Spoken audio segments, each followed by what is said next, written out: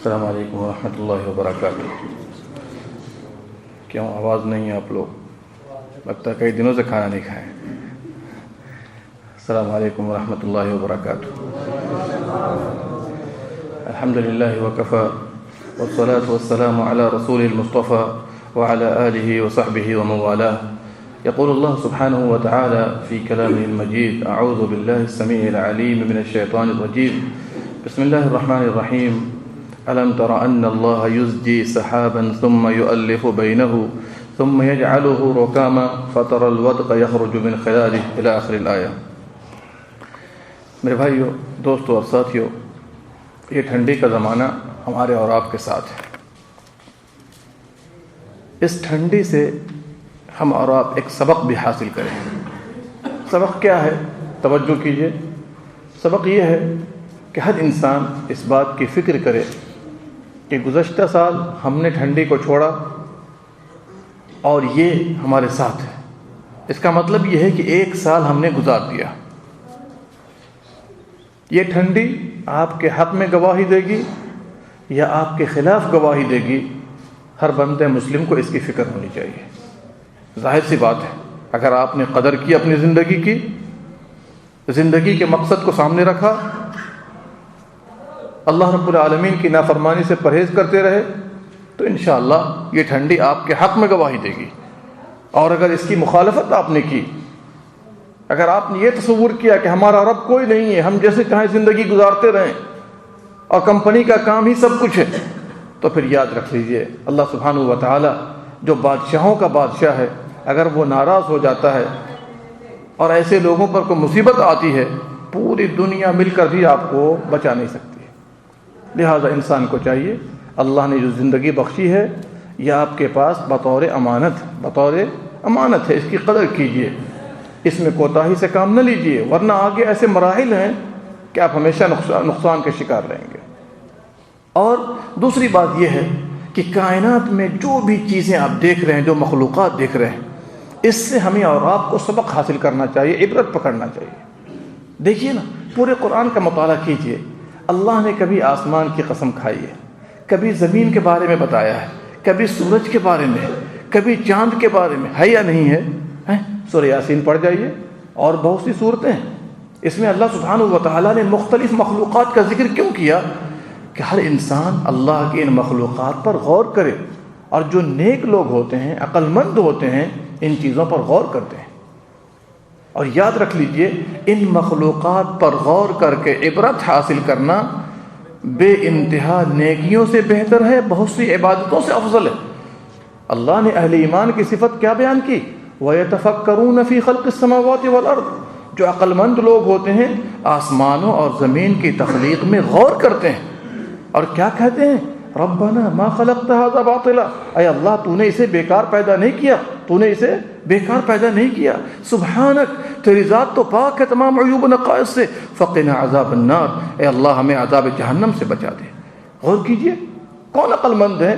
زیادہ پیسے کمانے والے نہیں، اللہ کی نعمتوں پر، اللہ کی مخلوقات پر غور کیجئے اور اس سے اپنی زندگی میں انقلاب پیدا کیجئے۔ تیسری بات، خاص طور سے سردی کے زمانے میں اللہ کی کئی ساری نشانیوں کا ہم مشاہدہ کرتے ہیں کہ نہیں کرتے ہیں؟ ان میں سے ایک چیز کیا ہے؟ بجلی کی کڑک ہے، بجلی کی کڑک، گرج ہے، بجلی کا چمکنا ہے، بارش ہے، ٹھنڈی ہے، وغیرہ وغیرہ، کرتے ہیں کہ نہیں کرتے ہیں؟ یہ سب اللہ کی نشانیوں میں سے ہے۔ دیکھیے،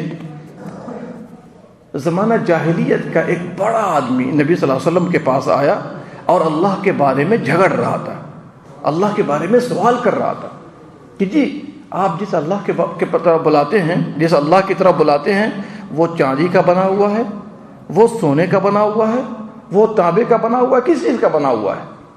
اب بڑا نافرمان تھا، بڑا ہٹ دھرم تھا زمانہ جاہلیت کا۔ اللہ اکبر، اللہ سبحانہ و تعالیٰ نے ایسے لوگوں پر ایک کڑک بھیجی، اور کڑک نے پکڑا اور وہیں پر موت پا گئی، وہیں پر اس کی موت ہو گئی۔ اب آپ مجھے بتائیے کہ اللہ رب العالمین کی نافرمانی کی جائے گی جان بوجھ کر کے، حق واضح ہو جانے کے بعد، تو اللہ سبحانہ و تعالیٰ ایسے لوگوں کو پکڑ لیتا ہے۔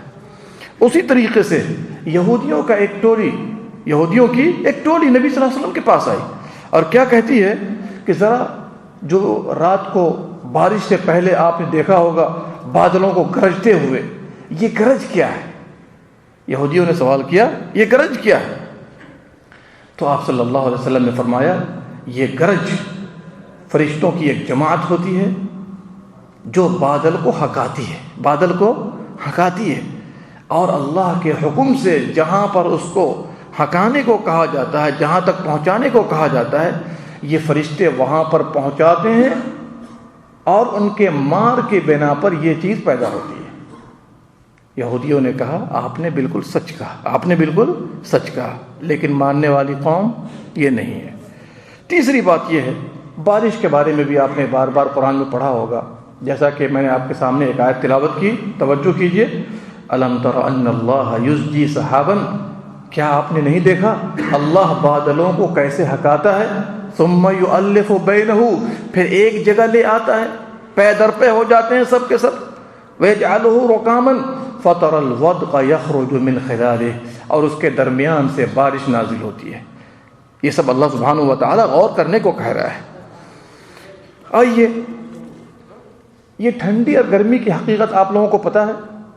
صحیح بخاری و مسلم میں ابو ہریرہ سے روایت ہے، نبی صلی اللہ علیہ وسلم نے فرمایا کہ جہنم نے اللہ سے شکایت کی، جہنم نے اللہ سے شکایت کی کہ میرے بعض حصے نے بعض حصے کو کھا لیا۔ تو اللہ سبحانہ و تعالیٰ نے جہنم کو 2 سانس لینے کا حکم دیا، 2 سانس لینے کا حکم دیا، ایک سانس گرمی میں اور ایک سانس ٹھنڈی میں۔ جب وہ جہنم سانس لیتی ہے گرمی کے وقت میں سخت گرمی پڑتی ہے اسی بنا پر، اور جب گرمی میں سانس لیتی ہے سخت گرمی اور ٹھنڈی میں سخت ٹھنڈی، یہ اسی کا نتیجہ ہے۔ ابھی آپ دیکھ لیجیے ٹھنڈی کا زمانہ ہے، کب ٹھنڈی کڑاکے کی پڑ جائے گی یہ کوئی جانتا نہیں ہے، بارش بھی شروع ہو گئی اللہ کی توفیق سے، اللہ کے فضل سے۔ تو ہمیں اور آپ کو چاہیے اس سلسلے میں یہ بھی عقیدہ رکھیں کہ بارش اللہ برساتا ہے، کسی ستارے کی بنا پر بارش نہیں ہوتی، جیسا کہ ہمارے بعض مسلمان بھائی بھی کہہ دیا کرتے ہیں کہ فلاں ستارہ نکلا اس بنا پر بارش ہوئی، نچھتر کے بنا پر بارش ہوئی۔ لوگ کہتے ہیں کہ نہیں کہتے ہیں؟ نہیں، خبردار، بارش برسانے والا کون ہے؟ اللہ سبحانہ و تعالی۔ اسی لیے پیارے نبی صلی اللہ علیہ وسلم نے ان لوگوں کو کافر قرار دیا جنہوں نے یہ کہا ہے کہ فلاں فلاں ستارے کے بنا پر بارش ہوئی ہے، اور جنہوں نے کہا اللہ نے بارش برسائی ہے تو یہ لوگ موحد ہیں، اہل ایمان ہیں۔ اسی لیے یہ کہنا کہ فلاں ستارے کے بنا پہ بارش ہوئی ہے، اگر یہ عقیدہ رکھے بندہ کہ ستارے ہی بارش برساتے ہیں تب تو کفر ہے، اور اگر یہ عقیدہ رکھتا ہے کہ بارش تو اللہ برساتا ہے لیکن ستارے ایک وجہ ہیں، ایک سبب ہیں، تو یہ بھی شرک اصغر ہے، اس سے پرہیز کرنا چاہیے۔ بند مومن کا طریقہ کیا ہونا چاہیے؟ مطرنا بفضل اللہ ورحمتہ، اللہ کے فضل اور اس کے رحمت کے بنا پر بارش ہوئی ہے۔ بات واضح ہو گئی؟ آگے چلیے۔ ہر مسلمان کو ایک دوسرے غریبوں کا بھی خیال کرنا چاہیے، چونکہ سارے مسلمان ایک جسم کی طرح ہیں۔ ٹھنڈی کے زمانے میں ماشاءاللہ آپ کے پاس جیکٹ ہے، سویٹر بھی ہے، کمبل بھی ہے، لیکن ہمارے بہت سارے مسلمان بھائی ایسے ملیں گے جن کے پاس جیکٹ نہیں ہے، جن کے پاس کمبل نہیں ہے۔ ممکن ہے کہ نہیں ممکن ہے؟ تو جہاں تک ہو سکے ہمیں اور آپ کو چاہیے ان کا خیال رکھیں۔ دیکھیے، اگر کسی تنگ دست کی مدد کیجیے گا اللہ سبحانہ و تعالیٰ آپ کی کمائی میں، آپ کی زندگی میں، آپ کے اہل و عیال میں برکت دے گا۔ کیوں؟ کسی بھائی کی حاجت کے لیے نکلنا، اس کی حاجت کو پوری کر دینا، مدینہ منورہ میں 1 مہینہ اعتکاف کرنے سے بہتر ہے۔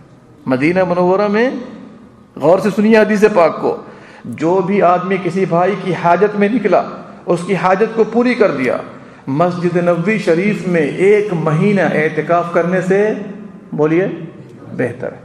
سبحان اللہ۔ اگر ہم اور آپ اسی طرح کسی کی مدد کر دیں تو اللہ سبحانہ و تعالیٰ ایسے موڑ پر آپ کی مدد فرمائے گا جہاں پر آپ کو مدد کی سخت حاجت ہوگی۔ لہٰذا آدمی کو چاہیے اس کا خیال رکھیں۔ آئیے، ٹھنڈی میں طہارت کے تعلق سے بھی 1-2 باتیں دھیان میں رکھیے۔ بہت سے ہمارے بھائی ایسے ہیں جو مکمل وضو نہیں کرتے ٹھنڈی کے بنا پر، ایسا نہیں۔ اللہ کی عبادت ہے، مکمل وضو کریں گے جس طرح قرآن و سنت نے کہا ہے، آپ کے گناہوں کو اللہ سبحانہ و تعالیٰ مٹھائے گا۔ اور بعض بھائی ایسے بھی ہیں کہ تھوڑا ہی سا اپنے بازو کے کپڑے کو کھولتے ہیں اور وضو شروع کر دیتے ہیں۔ نہیں، اس کو کہنی کے اوپر تک لائیے اور لا کر کے وضو کا کام شروع کیجیے. یہ نہیں کہ آدھے ہی پر شروع کر دیا آپ نے. اس سے بسا اوقات اگر خشک رہ گیا حصہ تو آپ کا وضو بولیے نہیں ہوگا. جب وضو نہیں تو نماز نہیں. لہذا آدمی کو چاہیے اس کا خیال رکھے. دوسری بات، بارش کا پانی پاک ہے اور پاک کرنے کی صلاحیت بھی رکھتا ہے. اگر کوئی آدمی بارش کے پانی سے وضو کر لیتا ہے یا کپڑے کو دھو لیتا ہے تو کوئی حرج کی بات نہیں ہے. اور ٹھنڈی کے زمانے میں شریعت نے یہ گنجائش رکھی ہے کہ آدمی موزہ پہنے، موزہ وضو بنا کر پہنے، اور آئندہ اگر وہ مسافر ہے تو 3 دن 3 رات اس پر مسح کر سکتا ہے پاؤں دھونے کے بدلے. اور اگر مقیم ہے، اپنے گھر پر ہے، تو 1 دن 1 رات. 1 دن مسافر کے لیے 3 دن 3 رات، اور مقیم کے لیے 1 دن 1 رات. لیکن یہ شروع کب سے ہوگا؟ سوال پیدا ہوتا ہے کہ نہیں. آپ نے ابھی وضو کیا اور موزہ پہن لیا تو پہلی مرتبہ جب آپ مسح کریں گے اس وقت سے 24 گھنٹے کا وقت پورا ہوگا. اب ایک آدمی نے ابھی مغرب میں وضو کیا، پاؤں بھی دھو لیا، موزہ چڑھا لیا. چڑھانے کے بعد پہلی مرتبہ جو اب مسح شروع کرے گا، مثال کے طور پر فجر میں، مثال کے طور پر، تو فجر سے پھر 24 گھنٹہ چلے گا. عشاء سے 24 گھنٹہ نہیں چلے گا. کب سے چلے گا؟ اس لیے کہ ابھی اس نے وضو کیا، پاؤں دھویا ہی ہے، موزہ چڑھا لیا. جب پہلی مرتبہ مسح شروع کرے گا اس وقت سے 1 دن 1 رات کاؤنٹ کیا جائے گا. اسی طریقے سے نماز میں بھی شریعت نے گنجائش رکھی ہے. اگر بارش بہت زوردار ہو رہی ہے تو اس میں اگر کوئی آدمی نمازیں اکٹھی کرا دے، امام صاحب، بعض لوگ اعتراض کر بیٹھتے ہیں، ان کو یہ سنت معلوم نہیں ہے. اب ابھی مغرب میں مثال کے طور پر بہت بارش ہو رہی ہے، امام صاحب نے کہا چلو مغرب کے ساتھ عشاء بھی پڑھ لیتے ہیں. کوئی حرج کی بات نہیں ہے. نبی صلی اللہ علیہ وسلم نے اس طرح نمازیں اکٹھی کی ہیں. بارش ہو، مثال کے طور پر ایک آدمی سفر پہ نکلا، چل ہی رہا ہے مثال کے طور پر، تو وہاں بھی آدمی نمازیں اکٹھی کر سکتا ہے. کوئی حرج کی بات نہیں ہے. نمازیں اکٹھی کرنے کے 2 شکل ہیں. ایک تو جمع تقدیم کہتے ہیں، ایک کو جمع تاخیر کہتے ہیں. یہ تقدیم کا مطلب کیا ہے؟ جیسے ظہر کا وقت ہے، آدمی ظہر میں اترا نماز پڑھنے کے لیے، ظہر کے ساتھ عصر بھی پڑھ لے، اس کو تقدیم، چونکہ عصر کو آپ نے مقدم کر دیا. اور ایک ہے جمع تاخیر، آپ جو ہے عصر کے وقت میں اترے، ظہر باقی ہے، عصر کے وقت میں اترے، عصر سے پہلے ہم ظہر پڑھیں گے پھر عصر پڑھ لیں گے عصر کے وقت میں. اس کو جمع تاخیر کہتے ہیں، اور دونوں نبی کریم صلی اللہ علیہ وسلم کی سنت رہی ہے. اسی طرح کا معاملہ مغرب اور عشاء کا بھی ہے، لیکن فجر کی نماز اپنے وقت پر ادا کی جائے گی. چلیے دیکھیے، نماز کے تعلق سے چند مخالفات بھی ہیں. پہلی بات یہ ہے کہ نماز میں حتی الامکان کوشش کرنی چاہیے کہ آدمی بار بار جماعی نہ کرے. دیکھا ہوگا آپ نے بعض بھائیوں کو نماز بھی پڑھتے ہیں اور بار بار نمازی کے اندر، ایسا نہیں کرنا چاہیے. جہاں تک ہو سکے روکنا چاہیے اس کو. اور اگر آ بھی جائے تو آدمی کو منہ پر ہاتھ رکھنا چاہیے. یہ نہیں کہ منہ کھول کے ہاں کرے. اور یہ یاد رکھیے یہ شیطان کی طرف سے ہے اور یہ تکاسلی کی وجہ سے ہے. سمجھ رہے ہیں نا؟ تو آدمی کو چاہیے اس کا خیال رکھے. دوسری بات یہ ہے کہ سامنے آگ وغیرہ، ٹھنڈی کا زمانہ ہے، بعض بھائی غور کرتے ہوں گے، سامنے آگ رکھ کے نماز پڑھ رہے ہیں تاکہ ذرا سا جسم کو ذرا سا گرم کرے. اس سے پرہیز کرنا چاہیے. اس میں مجوس کی مشابہت. اہل علم نے کہا ہے کہ بہتر یہ ہے کہ ایسا کام نماز کے وقت میں نہ ہو. عام حالت میں ٹھیک ہے، گھروں میں ٹھیک ہے، کوئی حرج کی بات نہیں. نماز کے وقت میں آگ وغیرہ سامنے رکھ کر کے، ہاں مصلی کا ارادہ مجوسیوں کی مشابہت کا نہیں ہے، لیکن پرہیز بہتر ہے. اہل علم نے اسے مکروہ کہا ہے. نماز پڑھ لیجئے پھر جلا دیجئے، کوئی حرج کی بات نہیں. چلیے تیسری بات یہ ہے کہ اگر بندے کو بارش ہو رہی ہے، ابھی مسجدیں ماشاءاللہ شاندار بن چکی ہیں، لیکن نبی صلی اللہ علیہ وسلم کے زمانے میں کیا تھا کہ لوگ نماز پڑھتے تھے اور پانی کیچڑ وغیرہ سامنے ہوتا تھا، اسی پر لوگ، ظاہر سی بات ہے اتنی آسانی کہاں تھی اس زمانے میں، تو بسا اوقات اس سے نقصان کا اندیشہ ہو. ظاہر سی بات ہے پانی ہے، کیچڑ ہے وغیرہ، نقصان کا اندیشہ ہو یا وقت نکل جانے کا اندیشہ ہو، تو آدمی اگر سواری پر بھی نماز پڑھنا چاہے ایسی مجبوری میں تو آدمی پڑھ سکتا ہے. ظاہر سی بات ہے جیسے پانی سے نقصان کا اندیشہ ہو تو آدمی تیمم کا حکم ہے کہ نہیں؟ تیمم کا حکم ہے. اسی طریقے سے اگر کیچڑ سے نقصان کا اندیشہ ہو یا برابر پانی ہو رہی ہے، مسجد میں چھت نہیں ہے یا چھت بالکل معمولی ہے، مسجد ٹپکتی ہے، تو ایسی حالت میں اگر کوئی آدمی سواری پر بھی نماز پڑھنا چاہے مجبوری کے عالم میں کہ نقصان کا اندیشہ نہ ہو، تو آدمی کے لیے گنجائش ہے، نماز پڑھ سکتا ہے۔ اور 2-3 دعائیں بھی یاد کر لیجئے، خاص طور سے ٹھنڈی کے زمانے کے لیے۔ جب نبی صلی اللہ علیہ وسلم تیز تند ہوا کو دیکھتے، ٹھنڈی ہوا کو دیکھتے، تو کیا دعا کرتے؟ اللہم انی اسألوک خیرہا وخیر ما ارسلت بہ، اے اللہ اس کے خیر کا سوال کرتا ہوں، اور یہ جو لے کر کے ہوا چل رہی ہے اس کے اندر بھی خیر ہو، اور اگر اس کے اندر کوئی شر ہو تو اے اللہ سبحانہ و تعالی اس سے پناہ مانگتا ہوں۔ اگر بادل کو دیکھیے تو کیا کہیے؟ دیکھیے بادل کے ذریعے بہت سی قوموں کو اللہ نے عذاب بھی دیا ہے۔ کیا دیا ہے؟ عذاب دیا ہے۔ تو ہمارے نبی صلی اللہ علیہ وسلم کیا دعا کرتے تھے؟ اللہم انی اعوذ بک من شرہا، اے اللہ اس بادل کے اندر اگر کوئی شر ہو یا عذاب ہو، اے اللہ اس سے تیری پناہ مانگتا ہوں۔ اگر بارش ہونے لگے تو کیا دعا کیجئے؟ اللہم صیبا نافعا، شورٹ دعا ہے، اللہم صیبا نافعا، اے اللہ اس بارش کو نفع بخش بنا دے، اس بارش کو نفع بخش بنا دے۔